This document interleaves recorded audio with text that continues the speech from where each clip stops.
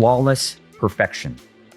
What's up, guys, and welcome back to another episode of Brian Reacts, where I react to amateur and pro form alike.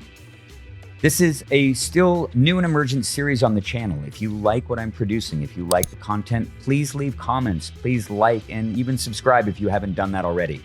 Today, I'm covering another pro, the incomparable #1 ranked player in the world, the great and towering Gannon Buhr, who honestly at this point needs no real introduction, although I will happily give you one.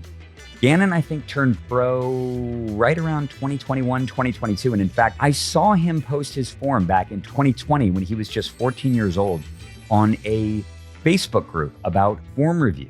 And he said, "Hey guys, what do you think of my form?" And it was a video of Gannon Buhr at 14 throwing a drive into the net. Everybody in the channel went, "Dude, you need to turn pro. Your form is perfect." And honestly, looking at Gannon's form, it is perfection to my eyes. I can't really think of a thing that I would improve about his form at all, but I want you to see that for yourself. Enjoy this coverage with me. You're about to see flawless perfection.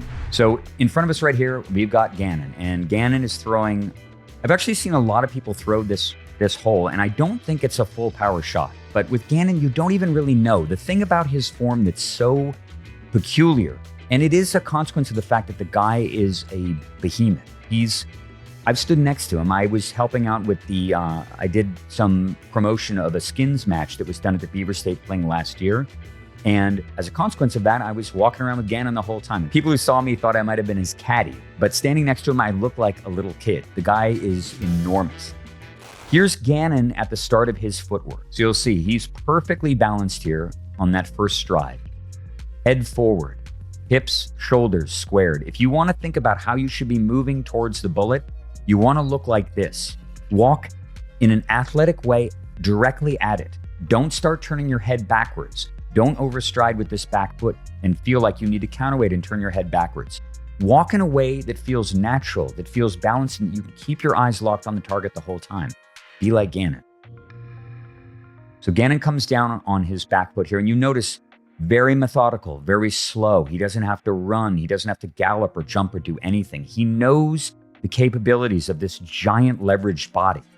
So now he's perfectly balanced on that back foot. You'll notice his back foot does not turn out at all. It's locked in place and the angle is right there.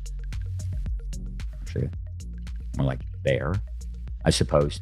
But relative to the line where he's intending to plant, it's already pre-set up exactly where he needs to be to plant, essentially linear. So Gannon is firmly rooted on his left side. He is down on his back foot. All of his weight is there, pressing onto the instep of his back foot. You'll notice he's slowly moving away from the anchor point of bullet 1 over here. One of the things you'll see consistently in the form of the people who throw the farthest and the most consistently is that once they reach the predetermined apex of the backswing, based on how much they know that they need to load their shoulders to produce the force in the swing, nothing moves with regards to the disc. The disc is now just an anchor point. And it almost looks like, if you look at it in slow motion, imagine Gannon is hanging from a pole. He has his hand attached to a pole, and he's sort of using the weight of the pole to support his body as he strides away from the pole. It looks exactly like that. So I guess he was not quite at full extension there. He's at full extension. You see he's reaching out now. His stride is extremely lateral, actually. A lot of people talk about creating an offset between the front foot and the back foot. Some people do it quite an exaggerated way. Most of the time, creating a giant offset between the front and back foot is a consequence of getting off balance on the back foot. And in fact, ideally, if your body can support the range of motion, you kind of want your front and back foot to be almost exactly in a straight line. You don't need a big gap between your feet at all. That's a bit of a misconception, actually, and kind of a consequence of observation. You'll notice that Gannon, his feet are pretty much in a straight line here. And whereas somebody might be planting over here in the corner of the tee pad, Gannon is in basically a straight line. This is very similar to the form of someone like Eagle McMahon, who also does that very, very horizontal plant, or very lateral plant without a lot of drift from right to left.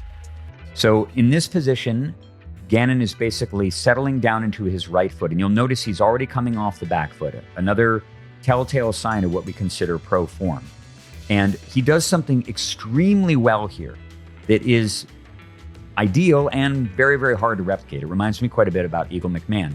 Instantaneously, you'll see his off leg, his back leg with his hips completely sideways, immediately inverts, pushing all the way down into his right leg. This is kind of reminds me a little bit about the intentions of the method, actually.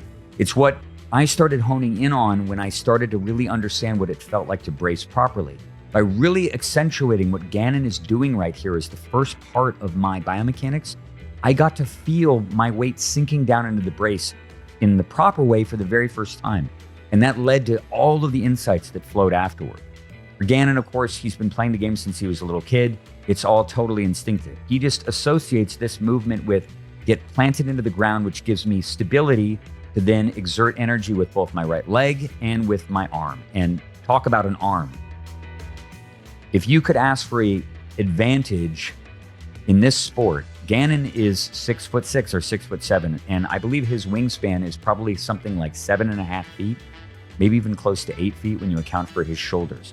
Enormous wingspan. This lever right here is probably almost a foot longer than my right arm.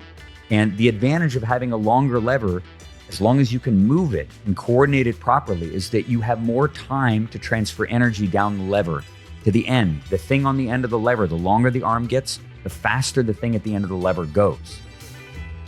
And boy, does Gannon's swing go fast. I've watched this guy throw 68, 69, 70 miles an hour with regularity at the Beaver State Fling in the Skins match. He did it with no effort at all. It looked like he was just walking up and throwing a lazy pass to a friend. Perfect biomechanics. Look at the angle of his arm exerting leverage on the disc. And it is leveraged all the way out perfectly till the release point. No such thing as shoulder collapse.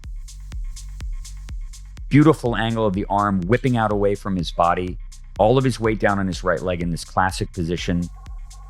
Hips already opened up way ahead of the shoulders, shoulders swinging out to catch up. Disc at the ejection point right there.